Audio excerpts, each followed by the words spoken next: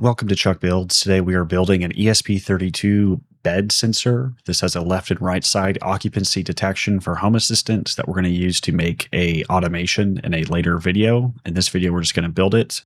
We have these two strips that I'll have in the description to purchase your own. And when you bend them, it measures a voltage output to the ESP32 that we can track in Home Assistant. And here you can see how those voltage strips are applied to the bed on a slat that when you lay on the mattress, it bends a little bit and it knows you're there. The wires go to this project box with the ESP32. First up, we're going to install ESPHome Builder. That is an add-on in the add-on store. You're going to click on the store. If you don't see it in the middle, you can search for it at the top and go ahead and click install and then start. You're going to click on set up a new device and you're going to have to connect it via USB. So it's telling you right now how to do that. And when you open the ESPHome web, you need to make sure you're using Edge or Firefox, I believe. And you need to be in an HTTPS connection, which you can see here. So I'm going to log in through Nabukasa so that I can reach that device via USB on my network, and then click new device, name it bed sensor, and connect it to your Wi-Fi network. And we're going to click connect. And it's going to ask you to connect to a USB port. The USB port here is incorrect for me, and it's going to tell us it's incorrect, and then it's going to give us a link to download the drivers. I was going to cut this, but I figured I'd show you. To install the drivers, you click the link, choose the driver for Windows, and then copy those files somewhere you can find them. I'm going to just put them on my desktop here. And then I'm going to open my device manager and look for my port. And so that's this UART bridge where my ESP32 is plugged in, and then manually search for the drivers and point it to that folder. Click OK here and let Windows install those drivers. And next time you go back to your browser and click try again, you'll have a correct port to choose from, and it'll initialize the ESP32.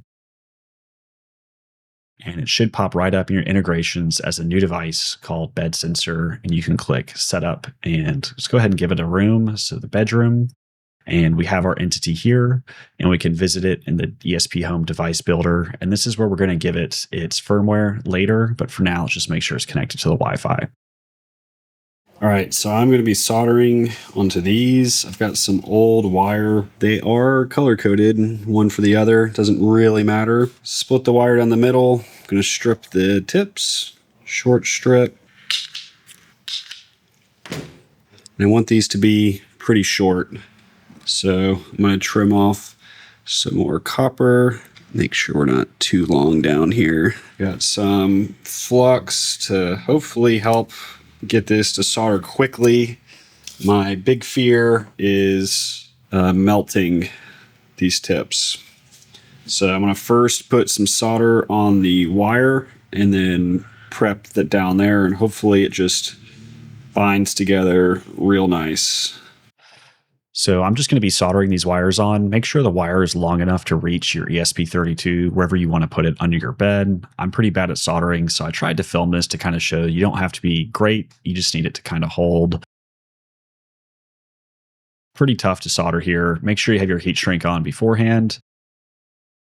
Not as clean, but I think it'll work. Once you get the heat shrink over it, it should kind of be strong enough. It doesn't have to be thinking crazy.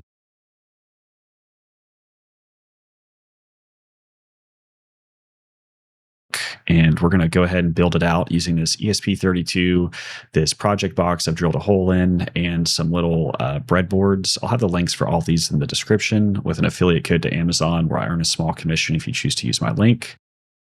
For these breadboards, they have an adhesive back that's going to help us mount it. And we need to be sure to know that those middle gaps do separate those horizontal lines of pins. We're going to be using these pins to help us line everything up. So we're going to put it to where it reaches one breadboard and then just is barely over the center gap, so we can use the right and left sides of the board. This is my first time using a breadboard like this, so I'm probably using the wrong terms, but I thought it'd be easier than soldering directly. Here I'm just trimming up some jumper wires to connect our ESP terminals to some more space on the breadboard. And here we're going to be using D34 and D35 as our data lines.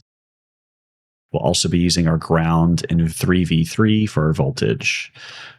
So for the D34, we're just going to pick a random horizontal line of pins off to the side to use. That's convenient for us. And then we're going to line up a different color wire for D35 and put it kind of right next to it.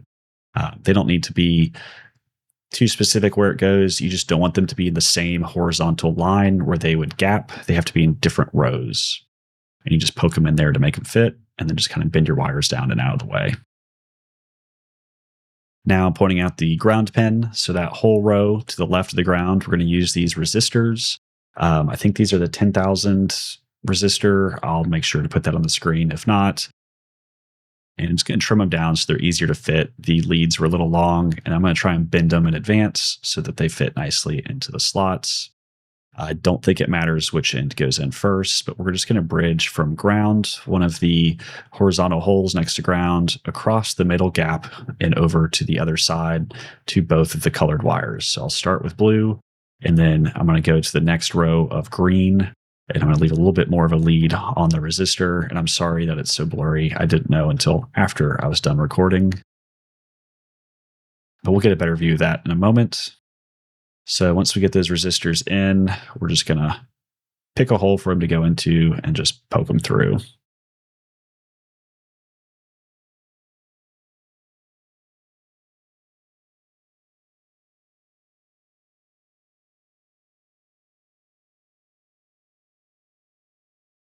It's just been kind of quick so far, so let's slow things down with a freeze frame here. We have our ESP32 on the breadboard. Our D34 is the blue wire to get to its own row, the third row up from the bottom, where it meets the resistor from the ground row to the blue wire. And then the green wire from D35 also gets its own row with its own resistor also coming from ground.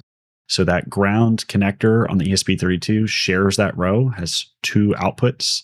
We move to a different horizontal row on the left side of the breadboard to break that out into its own reading.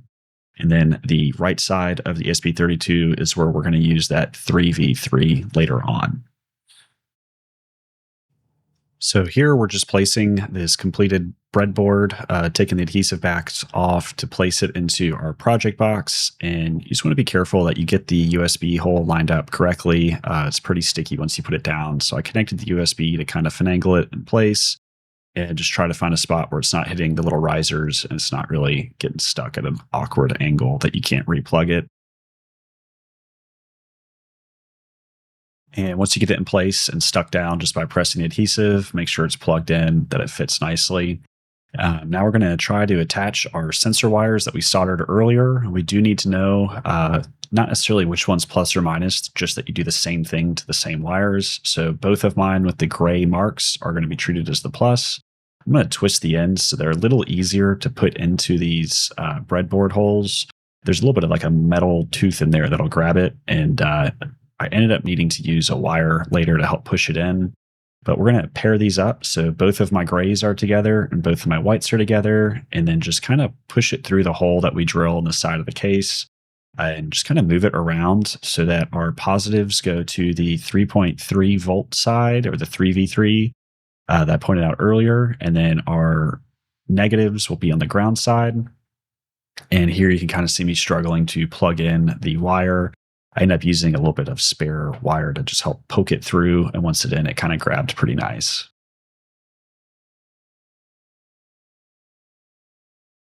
So we plugged in both of our positives in the same row that goes to the 3v3. So they're right next to each other, but they're in the same row.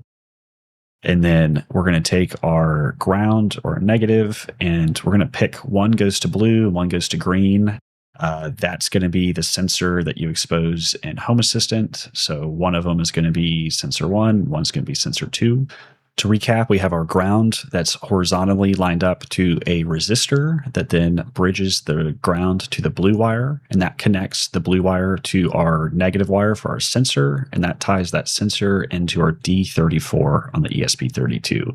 To do it again for the second sensor, we're going to start again with our ground that goes to a resistor.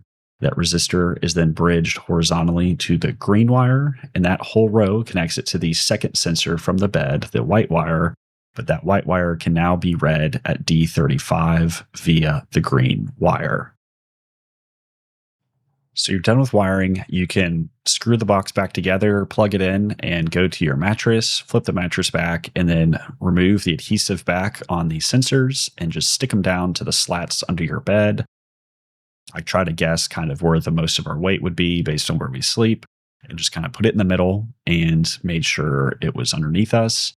Make sure it's all plugged up, and you can put the mattress back after this, and we can go to Home Assistant to copy over the firmware. So inside of Home Assistant, you're going to go back to your ESPHome builder. You don't have to be on the HTTPS, Nabukasa, or certificate site for this. We're going to do it over Wi-Fi, so you don't need to access the USB port in your browser. So you can, any browser, do it on your local IP, that's fine. And then you're going to go to your sensor and it'll take you to your bed sensor YAML. I'll have this on my website, chuck-builds.com, on the post for this video, and I'll have a link in the description if you want to copy this, but let's talk through some of this. The name is going to be the name of the device. The friendly name is going to be the name that you see at Home Assistant. The board, I'm using the ESP32 Dev because that's the board I'm using. If you're using a different board that's not what I link in the description or used earlier in this video, you might have to double check that. You have a Home Assistant API that you'll have to put your encryption key right here. For over-the-air updates, you're going to have to do a password as well for ESPHome. So that's to do your updates over the Wi-Fi that it knows to receive it. For Wi-Fi, you'll put your Wi-Fi SSID and password in the secrets file for your ESPHome builder. And that is over here in your secrets up top. And then I had to use this use address for a static IP when I did VLANs after I set up this device. You might not have to if you do it correctly the first time through, but this was just how I set a static IP. So I'll make sure to comment this out for you if you copy it over. The Wi-Fi access point AP is so if you lose Wi-Fi access, you don't have to go take it out of the box and plug it into your computer and reflash the firmware. When it loses Wi-Fi, it's going to do a fallback hotspot called bed sensor fallback hotspot with this password. So you can connect from your phone and connect it to your new Wi-Fi network. The sensor down here, this is which side of the sensors we're using. I'm using two in my video. So I have a left side and a right side. And so when I first put this in, I didn't label it correctly. And so I had to go sit on the bed, see which side got the voltage change. Then I came back through and labeled it the left side or the right side. And that is tied back to those pins from earlier where we have GPIO 34 and GPIO 35. Those were those pins in the ESP where we did 34 and 35 for the data. Binary sensor, this is going to be what says it's occupied. This is going to show up in Home Assistant as there's someone sitting here, and it's going to change the state from empty to occupied or not occupied to occupied. With just the voltage, it's just a number. It's not very easy for an automation. By doing the binary sensor, you can set this a lot easier to say the bed's occupied or not, and then you set your threshold. So upper and lower, if it's between these ranges, I believe it's occupied. And you might have to tune this a little bit depending on how thick your slat is underneath your bed. It might bend more or less than mine. You'll just have to kind of check that device in Home Assistant and see what the value is. So what that looks like here inside of Home Assistant is we have a left bed with an occupancy of clear or occupied. That's that binary sensor.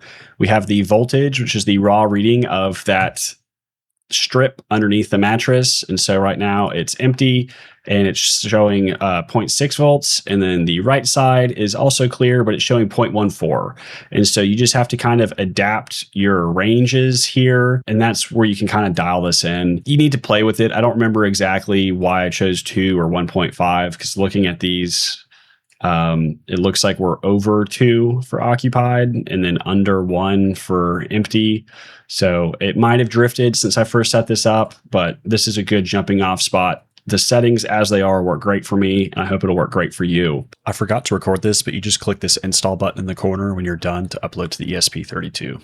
This setup was a little bit different for me. This was my second ESP project. I had to ask Gemini a lot of questions, Claude a lot of questions. So feel free to do that and copy all this in there and ask what's going wrong. It's pretty good now. They'll be able to guide you along pretty well. And there's a Home Assistant post about a bed sensor where I got a lot of this inspiration from that I'll link as well in the description and my blog post write-up. This is not a perfect implementation. It is better than my previous implementation, which was using Zigbee sensor that I soldered onto a pressure pad from Amazon. And that did work for a little bit of time. And since then, it kind of like it got compressed over time and just wasn't that good. So far, this has been probably 3 or 4 months, maybe more. and it's been great. I mean, I've had no issues at all whatsoever. It's been super reliable.